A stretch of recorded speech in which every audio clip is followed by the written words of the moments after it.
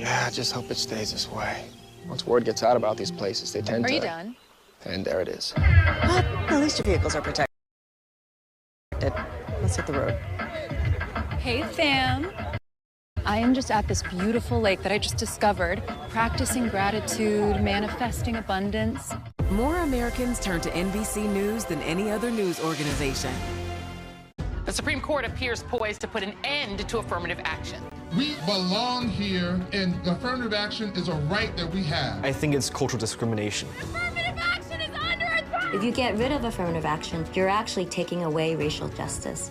These schools are deciding who will have access to money, who will have access to resources, who will have access to political power. You cannot remedy discrimination and preferences with new discrimination. I'm a proud conservative. I always have been.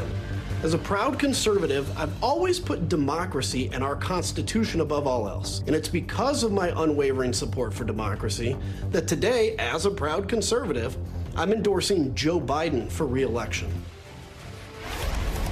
Hi again, everyone. It's now 5 o'clock in the East. Words that would have been unimaginable just a few years ago. A stalwart, self-described conservative, a one-time Tea Party darling, crossing the political aisle to protect our democracy, as he puts it.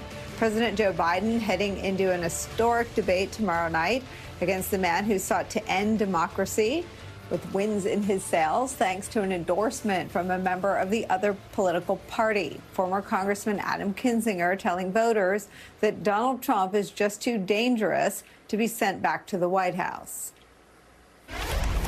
Donald Trump poses a direct threat to every fundamental American value.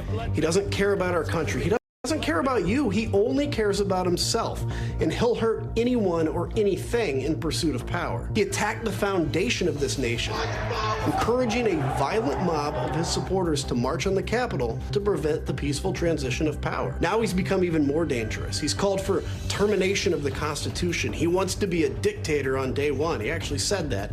And he's continuing to stoke the flames of political violence. Now's the time to unite behind Joe Biden and show Donald Trump off the stage once and for all. President Joe Biden retweeting Adam Kinzinger's endorsement and saying this, quote, "This is what putting your country before your party looks like. I'm grateful for your endorsement, Adam." This full-throated repudiation of Donald Trump and enthusiastic endorsement of President Joe Biden comes from one of the 10 members of Congress who did more than nearly anyone else in revealing the inner workings of the Trump coup plot of 2020, showing the entire nation and the world that what happened on January 6th wasn't some tragic accident. It wasn't something that just went too far. It was the result of months of deliberate plotting on the part of Donald Trump and seeding a lie on the part of Donald Trump that the election he lost was stolen from him, putting that lie in the minds of millions of Trump supporters, and that as the mob stormed the Capitol, Trump sat back and watched his work. At the same time that President Trump was acknowledging privately that he had lost the election, he was hearing that there was no evidence of fraud or irregularities sufficient to change the outcome. The president and his allies became keenly aware that with legal challenges exhausted and electoral votes certified, their only hope would be a last-ditch scheme to prevent Congress from certifying the win, thus throwing the entire system into constitutional chaos. President Trump ultimately wanted the Department of Justice to say the election was, quote, corrupt and, quote, leave the rest to me and the Republican congressmen. We know many of President Trump's vocal supporters on January 6 also wanted the Justice Department to do whatever he asked, as long as it meant he could stay in power. President Trump did not fail to act during the 187 minutes between leaving the ellipse and telling the mob to go home. He chose not to act. His work on the January 6th Select Committee earned Adam Kinzinger Donald Trump's wrath. It came with death threats. The arc of Kinzinger's time in public life after January 6th stands in stark contrast to so many of his fellow Republicans who choose instead to overlook Trump's role in plotting the insurrection or make excuses or go straight down the rabbit hole of Trump's conspiracies around the 2020 election. Now, Adam Kinzinger is speaking to many of his fellow Republicans out there who may be looking for that permission structure to pull the lever and cross over and vote just this one time, maybe, for President Joe Biden, saying, quote, "There's too much at stake to sit on the sidelines." It's where we start the hour with some of our favorite experts and friends. Former Republican Congressman, MSNBC political analyst David Jolly is here. Also joining us, MSNBC columnist and contributor Charlie Sykes is here. And Democratic strategist and president of Brilliant Corners Research, MSNBC political analyst Cornell Belcher is here. I want to start with you, David Jolly. And I want to dispel the notion that people like Adam Kinzinger or Judge Ludig or Liz Cheney were squishy and could go either way on policy. The three of them in particular, hardcore right-wing conservatives who see a constitutional and a democracy argument in not just abandoning abandoning Donald Trump, but embracing and endorsing. I guess Liz Cheney hasn't taken that step yet, but she certainly seems to be inching in that direction, as is Judge Ludig. But just talk about the impact of not just sort of wearing the Never Trump jersey, but of becoming a Biden supporter for Adam Kinzinger.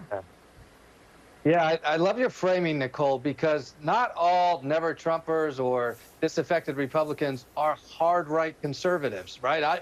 I was traditionally a squishy moderate. I'm still a squishy moderate, happy to ally with Democrats and Joe Biden.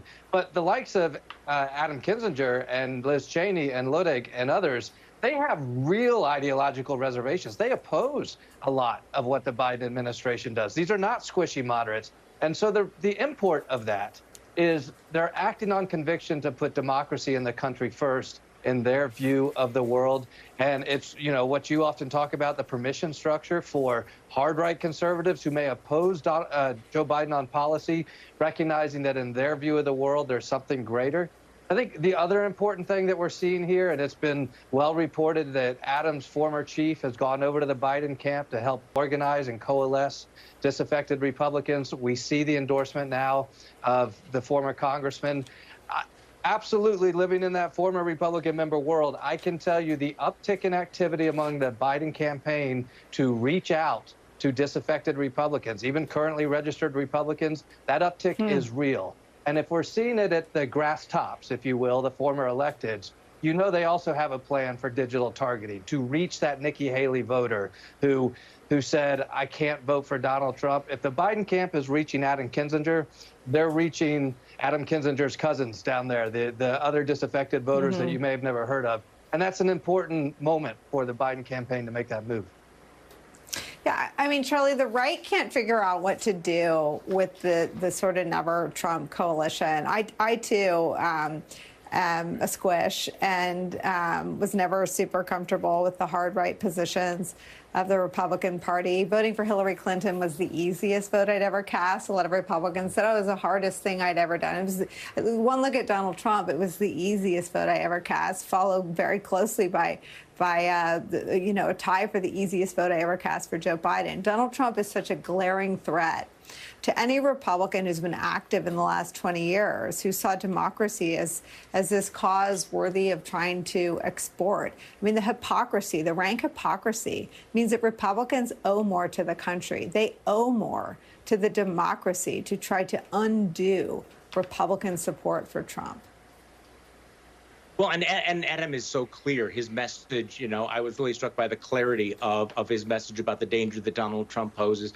And to David's point, though, this is not easy for people like Adam Kinzinger. It's not easy for people like Judge Ludig and Liz Cheney because they are conservatives. They do not embrace the entire Biden agenda. They're not waving pom-poms here, but they have looked at exactly what Donald Trump has done, what he is saying he's going to do, and the prospects of another Trump presidency. And so I do think that it's significant, and I do think that you're going to see more Republicans joining. And again, the fact that these are conservative Republicans is crucial for providing that permission, that to go to conservatives who will list all the things they don't like about the Biden administration and say, okay, this is not about, right and left right now. This is about that vertical, the vertical line of democracy and authoritarianism. And I think it's very important. And think about where Adam Kinzinger falls in all of this, because we've had so many other Republicans saying that they are not going to vote for Donald Trump again. Now, Mike Pence hasn't gone as far as Adam Kinzinger, but it is extraordinary that you have Donald Trump's former vice president saying he will not vote for him. It is extraordinary when you have, members of the Trump cabinet saying we do not want him back in power again. And there will be more. I mean, I would expect that you're going to hear from Liz Cheney. And so going into November, you're going to have a compelling case of people who are crossing the lines and saying, look, we are putting our ideological differences aside for this moment because of what Donald Trump represents and the threat to our Republican system of government that he represents. Cornel, I want to show you what some of that looks like. I have some of those cabinet officials and Pence saying just what Charlie's articulating. But I want to hit pause and just sort of harken back to what must be sort of an uncomfortable but necessary alliance. I mean, I think the Democratic coalition deserves some credit at this point for welcoming all the Republicans in. I think that the interview that my colleague Rachel Maddow did with Liz Cheney is, for me, what I think of when I wonder what sort of the inner monologue is for Democrats, where Rachel made sure to say to Liz Cheney, listen, you're going to have to come back so we can fight about all the stuff we disagree on. But this is a moment that is, as David and Charlie are talking about, that is so urgent. We're going to be sort of in the trenches together fighting against Trump and, importantly, Trumpism.